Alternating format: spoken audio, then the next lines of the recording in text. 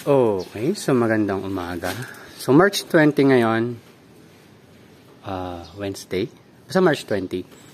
Ito yung mga tinanim natin. Ito yung February 20, last month. So mga 29 days. Kasi leap year eh. So hanggang 29 days lang ang February. Ito naman, nung tinanim natin ng February 16. And balak natin siyang i-harvest sa March 31. So sa katapusan. Maliit pa siya. Kung titingnan ko, maliit pa siya. Pero sana humabol pa siya sa laki. Hindi naman natin malabo siguro umabot siya ng 200 grams o kahit 150 grams. Pero gusto ko sana umabot siya mga 110 grams.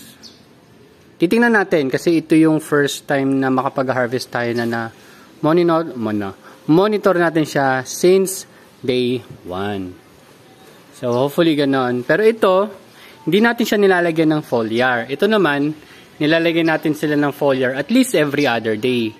Kahit yung sabi dun sa foliar, at least mga twice a week lang. Gusto ko sana araw-araw kasi minsan nakakalimutan ko. Ito may foliar din to.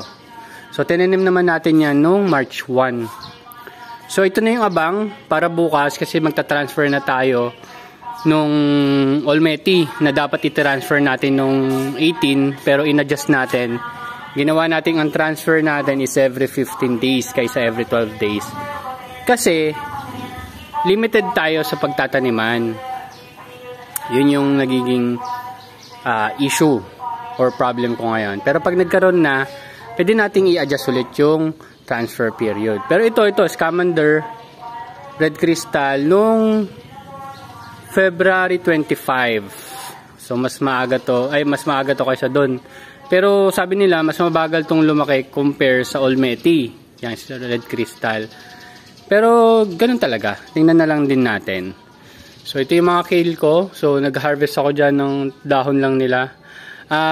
Hindi lang sila masyadong malaki yung dahon. Hindi ko sure kung dahil sa variety. Pero matakaw kasi sa araw ang kale. At nakita nyo naman na covered tayo dito. Kaya very minimal yung araw nila. Pero nakakapagpatubo naman. So ito pala yung gagawin ko ngayon. Ito. So 18 yata ito. Kung hindi ako nagkamali. 18 cuttings ng Thai basil. So indoor ko lang to pinaugat. Ito konti pa ugat. Pero mostly sa kanila, maganda na yung pagkakaugat.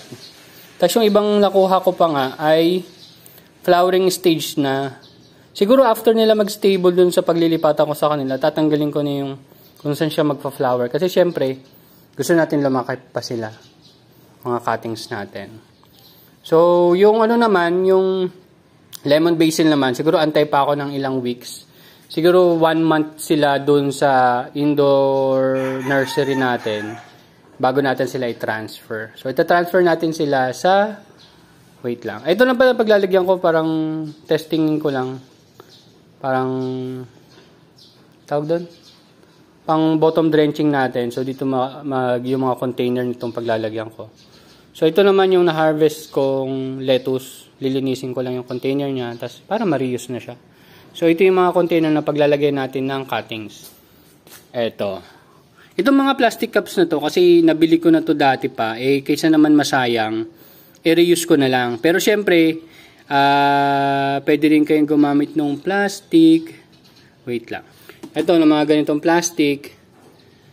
Pero kasi, kaysa hindi ko to magamit, nireuse ko na lang din. Pero, ayun. Diyan ko sila ililipat kasi nagamit ko na to dati. Kung maalala nyo, nagkaroon tayo ng Kratky. Ito yung ginamit natin. Pero ngayon, since yung ibang gusto nasa lupa, yan. Nilagyan na lang natin sila ng butas. At dyan na lang tayo magta-transfer ng mga basil natin. So, yan. Sobra-sobra na yan. Pero yun, kung gusto nyo mas makatipid, ito, mga maliliit na ganyan ang pwede nyo gamitin. Ito naman, wait lang. Tanggalin lang natin yung cover dito. So, ayan. Mag-start na tayong maglipat-lipat ng mga basil. unti-unti ko lang itong ayusin. Siguro dito sa gilid, magkakaroon tayo ng mga seedlings ng basil. Kasi nga, yung ibang basil, diba natin dito na, tumutubo naman sila, hindi lang ganun kaganda, pero tumutubo pa rin sila. Kasi kahit sobrang partial lang yung light nila, wala talaga silang direct sunlight. So, ayun. So, hopefully mag-okay. Kasi yung mga nandito, lalagay natin is yung mga, parang mga mother plant na pagkukunan natin ng mga cuttings pag laki-laki nila. Ganun yung mangyayari. So, hopefully ito, pagtagal-tagal, pag tuyong-tuyo na siya, ay makuha na natin yung buto. Thai basil. So, magkaroon din tayo ng Thai basil na seeds. Ayan. So, ito, maglilinis-linis lang ako dito, yung mga nasisirang dahon, yan. So, hopefully ito mag-recover naman. Kasi parang napansin ko na pumapangit yung dahon niya. So, baka linisan natin ng konti. Hopefully makarecover siya. So, ito, goods na goods talaga itong nasa gitna nito eh. Itong sweet basil na to. Lumalaki ng tuloy-tuloy. So, ito, tatanggalin na rin natin to. Yung Mizuna. Ito, Thai basil. Ito naman, sweet basil. So, ito mukhang established na. Medyo matagal-tagal ko na naman ilagay. Ito naman, kakaiba yung pagtubo niya. Pero pwede kong gawin siguro, putulin ko na siya dito. Ayan, dyan. Dyan, tas hayaan ko lang itong dalawang sanga na to ay lumaki pataas. Kasi ito, parang ayaw niya nang umangat eh. Yan. So, ganun din gagawin natin sa iba. So, pwede natin putulin, tapos gawa tayong cuttings. Ito magka-flowering na to eh. Ganitong klase, mag-flowering na yan. Tapos ito naman, yung talong natin dito, parang namatay siya. Namatay siya, so nag-abort. Abort mission siya. Bakit? Anyway, ano talaga, wala pa akong experience dyan sa talong. Hindi ko sure kung paano siya maalagaan na maayos. Pero anyway, tingin-tingin lang tayo dito. Ito yung mulberry natin. May bunga naman siya. Hindi ko lang alam kung gaano katagal lumaki ang bunga ng isang mulberry ito. Yan, yung bunga niya. Tapos ito naman, itong talong dito, nabuhay naman siya eh.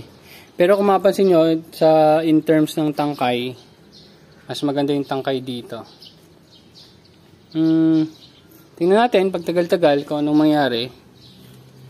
Pero may inaasahan na rin akong mga bell pepper. So ito, mula dito hanggang doon, siguro, urong ko lang ng konti. Kasi kunyari, ayun, Thai, lemon, sweet. Tapos gagawin natin Thai, lemon, and sweet. Tapos kung kaya pang magkasya ng isang ganyang container dito, ay maglalagay ako ng bell pepper o kaya cherry tomato.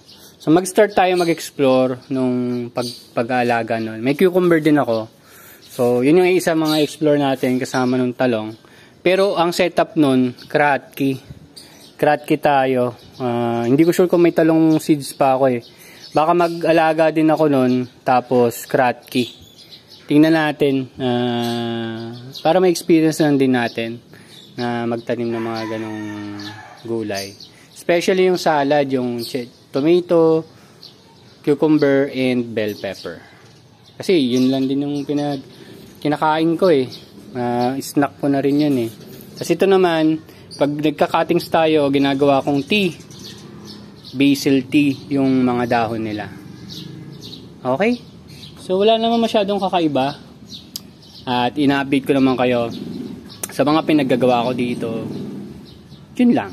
Kita-kits bukas o sa susunod. Bye-bye!